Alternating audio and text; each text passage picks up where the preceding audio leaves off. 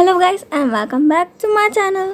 इससे पहले के पार्ट में हम लोगों ने देखा था कि लैनवांग जी वेउशान से मिलने गया था और उसकी कंडीशन के बारे में पता कर रहा था, पर उल्टा लैनवांग जी और वेउशान की वहाँ लड़ाई हो जाती है। लैनवांग जी वेउशान से कहता है कि तुम्हें मरने से डर नहीं लगता, तो तुम्हारी अब यही सज़ा है कि अब मैं तुम्हें मारूंगा नहीं, बस अपने पास टॉर्चर करने के लिए रखे रहूँगा। वेउशान ये सुन के लैनवांग जी की ओर देखते हुए कहता है, तुम हमेशा यही करते हो, हर बार मुझे टॉर्चर करने के लिए रखते हो और तुम ये चाहते हो कि मैं अपने आप से खुद को ख़त्म कर लूँ। वेउशान इससे ज़्यादा कुछ कहता है, उसके मुँह से ब्लड बाहर आता है और वो लैनवांग जी के ऊपर गिर के बेहोश हो जाता है। वेउशान के बेहोश होते ही लैनवांग जी हीलर को बुलाने के लिए कह देता है और लैनवांग जी को लगता है कि वेउशान को किसी ने पॉइज़न दिया है, इसलिए उन सभी मेट्स को बुलाता है जो वेउशान के साथ थी और उसकी केयर कर रही थी और उन सबसे पूछता है कि किसी ने वेउशान को पॉइज़न दिया है क्या, पर उनमें से कोई भी मेड कुछ कह नहीं रही थी और कोई को कुछ मालूम भी नहीं था। पर उसमें से एक मेड एक ईविल हंसी हंस के वहाँ से जाने की कोशिश कर रही थी, जिसे एक गार्ड देख लेता है और लैनवांग जी के सामने घुटनों में बैठा देता है और कहता है कि किंग, मुझे इस पर डाउट है, ये एक ईविल हंसी हंस के रूम से जाने की कोशिश कर रही थी। सारी मेड्स घबराई हुई हैं, पर इसको खुद पे कॉन्फिडेंस और इसकी ईविल हंसी बता रही है कि इसको किसी ऐसे पर्सन ने भेजा है जो आपसे इसको छुड़ाने की ताकत रखता है। उन मेड्स में बातें होने लगती है तो ये तो क्वीन की मेड है और लैनवांग जी का शक सीधे अपनी क्वीन वेंचिंग की ओर जाता है कि कहीं उसने तो ये सब कुछ नहीं कराया। पर वो इससे पहले हीलर से पूछता है कि वेउशान को हुआ क्या है। हीलर यह कहता है कि वेउशान को किसी ने स्लो पॉइज़न दिया है जो धीरे धीरे वेउशान को अंदर से बहुत वीक कर रहा है और वेउशान की जान बचना बहुत मुश्किल है। और वेउशान अपने ड्रीम्स में अपनी पास्ट लाइफ के सीन्स देख रहा था कि 100 साल पहले ये शुरू हुई कहानी, जिसमें लैनवांग जी ने उसे सिर्फ इसलिए रखा था ताकि वो अपनी बॉडी के सेक्सुअल नीड्स को उससे पूरा कर सके, और समय आने पे वो उसको इस तरीके से अपने आप से दूर करता था कि जैसे वो उसके लिए कोई मैटर नहीं रखता। वेउशान सोचता है कि मेरा दिल भी कितना पागल है जो तुमसे दिल लगा बैठा था। मेरा दिल उस दिन सच में टूट गया था जब तुमने मेरे साथ वो सब करा और मैं तुम्हें मना करता रह गया। वेउशान को उस सीन के क्लिप्स याद आने लगते हैं कि लैनवांग जी ने पहले भी इसी तरीके से उसे टॉर्चर किया था और एक रूम में बंद करके रखा था, और जब उसको इसी तरीके से पॉइज़न दिया गया था तब लैनवांग जी ने वहाँ के सभी मेट्स को मरवा दिया था बिना एक सवाल पूछे। लैनवांग जी उनसे पूछ सकता था कि ये कौन ने किया है, पर लैनवांग जी ने सीधे उन मेट्स को मरवा दिया क्योंकि ये उनकी गलती है कि उसके सिवा वेउशान को किसी और ने हर्ट करने की कोशिश करी और उन्हें मालूम नहीं चला। उस रूम में वेउशान से मिलने क्वीन आती हैं और वो कहती हैं कि उसके कारण ही यहाँ पे इतने सारे लोगों की जान जा रही है, उसे तो मर जाना चाहिए, वो अब तक जिंदा क्यों है। वेउशान क्वीन को ग्रीट करते हुए कहता है कि माफ़ करना क्वीन, मैं आपके ये ऑर्डर्स को फॉलो नहीं कर सकता क्योंकि मैं मर नहीं सकता। वो क्वीन आगे आती है और एक पिन निकालती है और उसे वेउशान के हाथ में घुसा देती है। वेउशान के हाथ से ब्लीडिंग स्टार्ट हो जाती है और वेउशान को बहुत पेन हो रहा था। वो क्वीन कहती है कि ये तुम्हारा रिवॉर्ड है जो तुमने इतने सारे लोगों की जान लेकर अब तक ज़िंदा हो और तुम्हें दर्द महसूस करने का कोई हक नहीं है। वेउशान कुछ कह नहीं सकता था, सिर्फ अपना सर झुका लेता है और उस दर्द की चीखों को अपने अंदर ही बंद कर लेता है। उस क्वीन का तब भी पेट नहीं भरता है।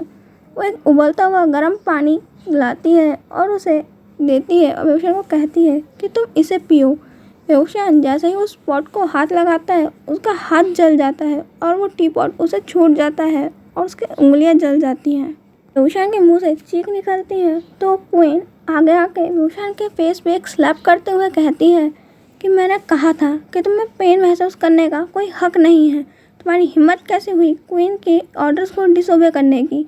तभी वहाँ से पीछे से लैनवांग जी आता है और अपनी क्वीन से पूछता है कि क्या हुआ, और क्वीन कहती है कि वेउशान ने उसके ऑर्डर्स को डिसोबे किया है।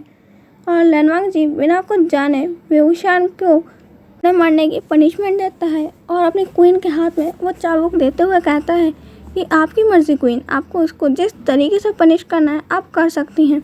वो क्वीन वेउशान को पहले उसकी पीठ पे बहुत ज़्यादा वो कोड़े मारती है और फिर कहती है कि तुम अब जाओ और मेरे लिए उस कोल्ड स्प्रिंग से एक लोटस तोड़ के लाओ। और उस टाइम पे वो कोल्ड स्प्रिंग बहुत ज़्यादा ठंडी थी। अगर ठंडे पानी में वेवोशान जैसे ही पैर रखता है, उसका पूरे अंदर रूह तो काँप जाती है, क्योंकि वो पानी बहुत ज़्यादा ठंडा था। तभी वेवोशान जाता है और वो लोटस ला के क्वीन को दे देता है। वो क्वीन कहती है कि ये फ्लावर गंदा हो गया है, क्योंकि इसे तुमने हाथ लगाया था और इसमें तुम्हारे ब्लड के बहुत गंदे छींटे हैं। और ऐसा कहते हुए वो उस फ्लावर को वहीं छोड़ के चली जाती है। क्वीन के जाने के बाद किंग आते हैं और वेवोशान का हाथ पकड़ते हुए उसे अपनी ओर खींचते हैं और कहते हैं कि तुम्हारी हिम्मत कैसे हुई मेरे सामने किसी और को छूने की। वेवोशान कहता है कि मैंने किसी को टच नहीं किया है।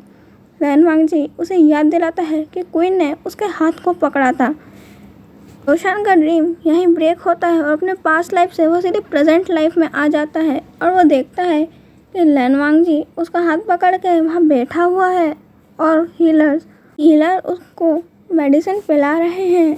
और लैन वांगजी उन सबको कह रहा है कि अगर वेवोशान जिंदा नहीं बचा तो उन सबको मरवा देगा। वेवोशान वो मेडिसिन अपने हाथ से पीता है और उसके बाद लैन वांगजी को बोलता है कि तुम लोगों की ज़िंदगी को कि अपना गुलाम समझते हो कि कभी भी तुम किसी की भी लाइफ को मरवा सको। उनको लाइफ गॉड देता है और गॉड के पास ही ये पावर है कि उस किसको ज़िंदा रखना है और किसको मारना है। तुम किसी को भी उसके टाइम से पहले नहीं मार सकते। लैन वांगजी वेवोशान की इन बातों का कोई जवाब नहीं देता और उससे पूछता है कि तुम्हारी अब तबीयत कैसी है, तुम्हें कैसा फील हो रहा है। वेवोशान भी उसको इग्नोर करता है और हीलर से पूछता है उसके ज़िंदा होने के, उसके बचने के कितने चांसेस है। हीलर्स घबराते हुए कहता है कि सिर्फ 5% चांसेस है कि वो ज़िंदा बचे। वेवोशान ये सुन के एक स्माइल करता है और कहता है कि मेरे को नहीं लगा था कि गॉड मुझको इतनी ज़्यादा टाइम देंगी ज़िंदा रहने की। वेवोशान कहता है कि मेरे को इतना टाइम नहीं चाहिए ज़िंदा रहने के लिए। कोई भी पर्सन नहीं है जिसे मेरे ज़िंदा रहने या ना रहने से कोई फ़र्क पड़े और मैं लोगों की लाइफ में सिर्फ एक बर्डन का काम कर रहा हूँ। लैन वांगजी वेवोशान से कहता है कि तुम्हें अपनी लाइफ को एंड करने का कोई हक नहीं है। तुम्हारी लाइफ मेरी है, तुम्हारी बॉडी मेरी है और तुम्हारी हर चीज़ सिर्फ मेरी है और मेरी चीज़ों को मुझसे कोई दूर करे मुझे बिल्कुल पसंद नहीं। वेवोशान हंसते हुए कहता है कि ये बॉडी और ये लाइफ मेरी है और इसे मैं किस तरीके से चाहता हूँ ये भी डिसीज़न मेरा है। तुम किंग लोगों के हो सकते हो पर मेरे तुम कुछ भी नहीं हो। वांगजी के साथ इस डेयरिंग के साथ पहली बार कोई बात कर रहा था और लैन वांगजी के हार्ट में उस पर्सन की ये बातें सुन के बहुत हर्ट हो रहा था। लैन वांगजी अपने हार्ट पे हाथ रखते हुए कहता है कि ये हाँ इतना दर्द क्यों हो रहा है, मुझे इस पर्सन की बातें इतनी बुरी क्यों लग रही हैं और मैं इन बातों को उसे सज़ा नहीं देना चाहता। मुझे ही बुरा लग रहा है कि मैंने उसे इतना बुरा ट्रीट किया कि वो मुझसे इतनी नफ़रत करता है कि मैं इतना बुरा पर्सन हूँ और मैं इसे सिर्फ प्यार और बहुत ज़्यादा प्यार करना चाहता हूँ। वह गार्ड आके उसे इन्फॉर्म करता है कि प्राइम मिनिस्टर लैन सिचेन उनसे मिलना चाहते हैं। वेवोशान से रिलेटेड उन्हें कुछ बात करनी है। लैन वांगजी जाता है, अपने ब्रदर को ग्रीट करता है और पूछता है कि ब्रदर आपको मुझसे क्या बात करनी है वेवोशान से रिलेटेड। लैन सिचेन कहते हैं कि तुम जिस पर्सन को रहे हो वो मैं हूँ। लैन वांगजी कुछ समझ नहीं पाता। लैन सिचेन तब उस मेड को बुलाते हैं जिसे लैन वांगजी ने पकड़ के रखा हुआ था। लैन वांगजी कहता है ये तो क्वीन की मेड है। लैन सिचेन कहते हैं ये क्वीन की मेड है और इसे क्वीन ने ही ऑर्डर दिए थे कि वो वेवोशान को पॉइज़न दे दे और ये बात मेरे को बहुत अच्छे से और बहुत पहले से मालूम थी। मैंने को मालूम था कि ये वेवोशान को पॉइज़न देने वाली है और मैंने जानबूझ के कुछ नहीं किया। लैन वांगजी पूछता है कि ब्रदर आपने ऐसा क्यों कहा और उसके बचाने की आपने कोई कोशिश क्यों नहीं की, आपने मुझे क्यों नहीं बताया। लैन सिचेन कहते हैं लैन वांगजी तुम पागल हो गए हो, उस पर्सन के मुँह जाल से बाहर निकलो। वो पर्सन तुम्हारे लिए अच्छा नहीं है। उस पर्सन को कर्ज मिला हुआ है। ब्लू आइज पर्सन कर्ज होते हैं कि उनके आसपास जो भी पर्सन होगा वो उनको हर्ट करेंगे और यहाँ पे सिर्फ खून की नदियाँ बह जाएंगी उसके पीछे। उसे मार देना ही सही रहेगा। मैं चाहता हूँ कि तुम जितने जल्दी हो उसे मार डालो। कहता है कि ऐसा कोई कर्ज है ही नहीं, वो सिर्फ बच्चों की सुनाने की एक कहानी थी और उस कहानी को लोगों ने गलत तरीके से मैनिपुलेट करके रियल लाइफ में मान लिया है। आजकल ब्लू आइज पर्सन के ऊपर ऐसा कोई भी नहीं होता है, हर पर्सन नॉर्मल होता है और अगर किसी की ब्यूटी के पीछे लोग उसको मारें या फिर किसी और पर्सन को मारें तो यह उस पर्सन की नहीं दूसरी पर्सन की गलती होती है। अगर वो पर्सन इतना सुंदर है तो इसमें उसकी क्या गलती। लैंसचन कहते हैं कि तुम उसके ब्यूटी के पीछे पागल हो गए हो। लैनवांग जी कहता है कि अगर वो ब्यूटीफुल नहीं भी होता, अगर वो अगली भी होता तो भी मैं यही कहता, क्योंकि कोई पर्सन ब्यूटीफुल हो या ना हो, अगर उसकी इंटेंशन अच्छी है और उसका हार्ट अच्छा है तो हम उसके पीछे कुछ भी कर सकते हैं। लैंसचन कहते हैं कि तुम अपने बड़े भाई से जुबान लड़ा रहे हो। लैनवांग जी कहता है कि माफ़ करना ब्रदर, पर इस बार आप गलत के साइड में हैं। लैनवांग जी कहता है कि मुझे माफ़ करना ब्रदर, पर मुझे आपने ही ये सिखाया है कि हमें किसी भी पर्सन को उसके लुक से जज नहीं करना चाहिए, क्योंकि उस पर्सन का लुक अच्छा है तो हो सकता है कि वो बहुत बुरा हो और बुरा काम करता हो और अपने लुक से वो छुपा ले। और कोई पर्सन भले ज़्यादा सुंदर ना दिखे पर उसके काम अच्छे होते हैं और हम उसके लुक से ये नहीं बता सकते कि वो क्या काम करता है। और आप ही ने मेरे को कहा था कि हमें लोगों को हार्ट से देखना चाहिए, एक हार्ट दूसरे हार्ट की सच्चाई देख सकता है और आंखें कभी झूठ नहीं बोलती। लैंसचन कहते हैं कि लैनवांग जी तुम पागल हो गए हो। लैनवांग जी कहता है कि ब्रदर आप मेरे साथ चलिए और मैं आपको वेवूशान की पूरी सच्चाई बताता हूँ, और फिर आप मेरे को बताना कि वो पर्सन कैसा है और आप उसको किस तरीके से जज करेंगे। मैंने कुछ लोगों को भेजा था उसके बारे में पता करने के लिए, और मेरे को जो इन्फॉर्मेशन मालूम चली है उसके बाद मैं उसे हर्ट करने के बारे में सोच भी नहीं सकता। आज के लिए इतना ही, हम मिलेंगे नेक्स्ट पार्ट में। बाय।